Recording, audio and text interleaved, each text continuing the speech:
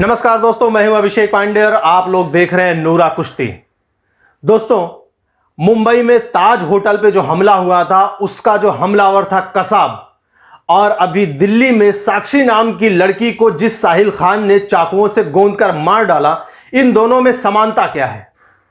इन दोनों की modus operandi एक है। काम करने का जो तरीका है, काम करने की जो विधि है, जिस तरीके से काम को अंजाम देना था, ये दोनों तरीके एक हैं। अगर आप लोगों को याद होगा तो कसाब भी हाथ में कलावा बांधकर आया था, क्योंकि जो उसके पीछे थे, जो उसके आका थे, उनको यह पूरा विश्वास था कि जब यह हमला करेगा ये हिंदुस्तान का नुकसान तो बहुत करेगा, लेकिन हिंदुस्तान की पुलिस, मुंबई की पुलिस के हाथों यह बंदा बचेगा नहीं, ये जरूर मार दिया जाएगा। और जब ये मर जाएगा तो कोई भी खुलासा नहीं हो पाएगा, ये कौन है, कहां से आया है, इसका पता नहीं चल पाएगा। और ये सारा इल्जाम हिंदुस्तान के किसी न किसी हिंदूवादी संगठन के मत्थे पर मढ़ दिया जाएगा। ऐसा माना गया कि देश विरोधी कुछ ताकतें थीं जो मुंबई हमले में शामिल थीं। हालांकि इसका कोई बहुत पुख्ता प्रमाण नहीं मिला, लेकिन दबे छुपे इसके प्रमाण मिले। और उन जो देश विरोधी ताकतें थी उनका काम यही था, उनकी सोच यही थी कि मुंबई में जब हमला होगा, कसाब जब मार दिया जाएगा, उसके हाथ में जब कलावा मिलेगा, तो हम इसका इल्जाम आरएसएस पर, बजरंग दल पर, विश्व हिंदू परिषद पर, हिंदू धर्म सेना पर, शिवसेना पर, ऐसे जो भी हिंदूवादी संगठन है उन पर हम मढ़ देंगे। सेम ऐसा ही, बिल्कुल वैसा ही हुआ जब दिल्ली में अभी परसों साक्षी नाम की लड़की को साहिल खान ने चाकुओं से गोंदकर मार डाला। उसने भी हाथ में कलावा पहन रखा था। क्यों? क्योंकि उसको पूरा यकीन था कि मार देने के बाद मैं फरार हो जाऊंगा, मेरा पता पुलिस नहीं लगा पाएगी, और वो बुलंदशहर चला गया अपनी बुआ के यहां। उसे यह पूरा यकीन था कि मेरे फरार होने के बाद जब मेरी फोटो वायरल होगी और मेरे हाथ में कलावा मिलेगा, तब लोगों को यही पता चलेगा कि यह कोई हिंदू लड़का है जिसने साक्षी नाम की लड़की को मारा है। और चूंकि साक्षी ने अपने घर में साहिल के बारे में कोई भी बात नहीं की थी, साहिल के बारे में उसने अपने मां बाप को कभी बताया नहीं था, इसलिए अगर साहिल नहीं पकड़ा जाता तो साहिल के बारे में उसके मां बाप को भी पता नहीं चलता। आप समझ रहे हैं कि किस तरीके से इस पूरे काम को अंजाम दिया जाता है, किस तरीके से इनको ट्रेंड किया जाता है। इनको कलावा पहनाना, इनको रुद्राक्ष पहनाना, तिलक लगाना, ये सब बताया सिखाया जाता है। ये इनकी मॉडस ऑपरेंडी है, जिसको आपको समझना पड़ेगा। अब इस घटना में सबसे बड़ी बात क्या हुई? सबसे शर्मनाक ट्वीट किया अरविंद केजरीवाल ने। अरविंद केजरीवाल ने इस पूरी घटना की जिम्मेदारी एलजी पर और दिल्ली पुलिस पर डाल दी। उन्होंने अपने ट्वीट में लिखा कि एलजी साहब कुछ तो करिए, दिल्ली को बचाइए, दिल्ली पुलिस आपके कब्जे में है।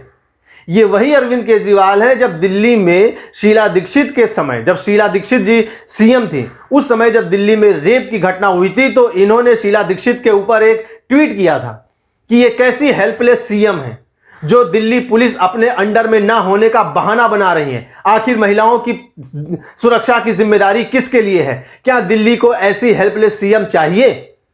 तो यही बात आज अरविंद केजरीवाल के ऊपर क्यों नहीं लागू होती है? अरविंद केजरीवाल इतने हेल्पलेस सीएम कैसे हो सकते हैं? कहां गई अरविंद केजरीवाल की वो महिला कमांडो फोर्स जो उन्होंने चुनाव के समय कहा था कि मैं महिलाओं की सुरक्षा के लिए कमांडो फोर्सेस बनाऊंगा, दिल्ली पुलिस भले हमारे कब्जे में नहीं है। कहां है वो महिला सुरक्षा की कमांडो फोर्सेस?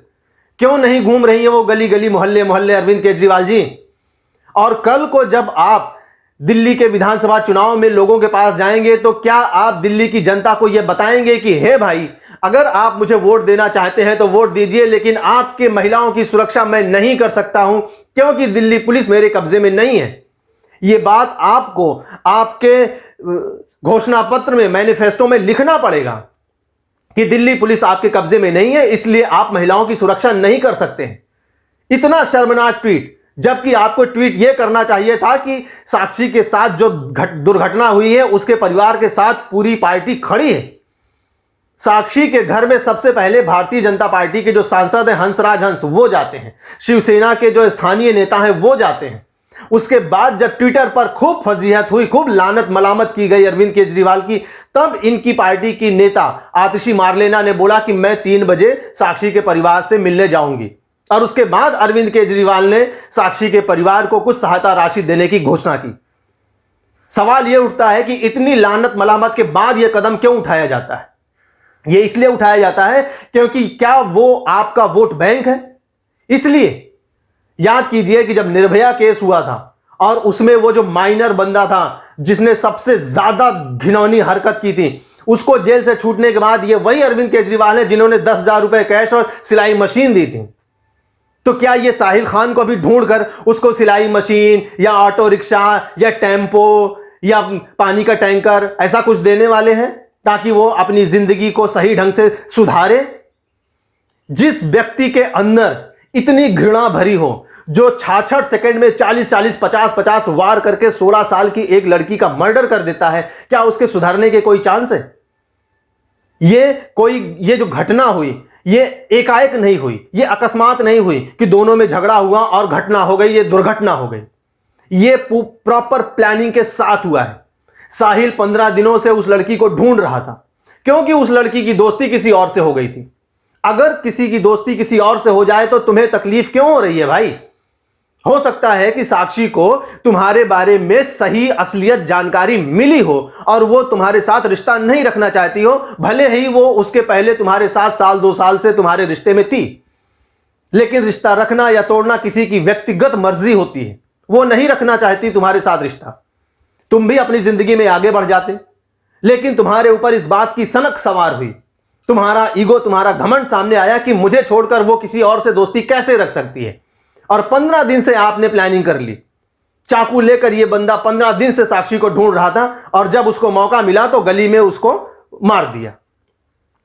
अब सीसीटीवी फुटेज से यह एक बात बहुत सामने आई कि वहां आते जाते हुए लोगों ने उसको मर्डर करते हुए देखा, लेकिन रोका नहीं। इस पर भी लोगों ने बहुत सारी बातें की।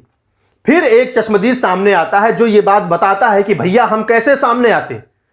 साहिल अकेला नहीं था, उसका पूरा गैंग आगे बैठकर इंतजार कर रहा था, इसलिए हम में से किसी की हिम्मत नहीं हुई साक्षी को बचाने की। ऐसी वारदातों में कौन सा ऐसा बहादुर बंदा है जो अपनी जान पे खेलकर, अपनी जान को जोखिम में डालकर खुद मरने के लिए चला जाएगा? इस देश को अभी भी याद है 2011 में मुंबई के अंबोली इलाके में 2 लड़के कीनन और रूबेन, उनकी हत्या सिर्फ इसलिए कर दी गई थी क्योंकि कुछ लड़के उनकी एक दोस्त के साथ छेड़खानी कर रहे थे। इन दोनों लड़कों ने उनको मना किया, उनको रोका। विरोध करने पर उन लड़कों ने कीनन और रूबेन की हत्या कर दी।